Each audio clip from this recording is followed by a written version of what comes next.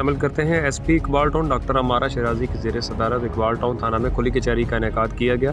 SHO Iqbal town गुलशन इकबाल भी मौजूद थे। खुली कचहरी में इलाका मकीनों की बड़ी तादाद ने शिरकत की। अक्सर शहरियों की दरख्वास्तें लिखवा कर मुतल्लिका अफसरान को मार्क की फौरी कार्रवाई करके अहकाम दिए गए। मेरे दफ्तर के दरवाजे अवामुन्नास के लिए 24 घंटे खुले हैं। डॉक्टर अमारा शराजी ने यह कहा, आवाम से इल्तमास है कि पतंग साजों, पतंग फरोशों और पतंगबाजों की निशानदही करके नाम सीगा राज में रखा जाए। समाज दुश्मन अनासर के खात्मे के लिए अवाम पुलिस की आंखें और कान बने रहें। डॉक्टर अमारा शराजी ने कहा कि इलाके से बदमाशों और कब्ज़ा ग्रुपों का हर सूरत में किला कमा किया जाएगा। एसपी इकबाल टाउन और मंशियात फरोशों और नाजायज़ असला और इश्तिहारी मुल्ज़िमान के खिलाफ बिला इम्तियाज़ कार्रवाई जारी है। हर तरह के जराइम का खात्मा अवलीन तरजीहात में शामिल है। खुली कचहरी का मकसद पुलिस और अवाम के माबैन फासले दूर करना और अवामी मसाइल इनकी दहलीज पर पहुँचाना है।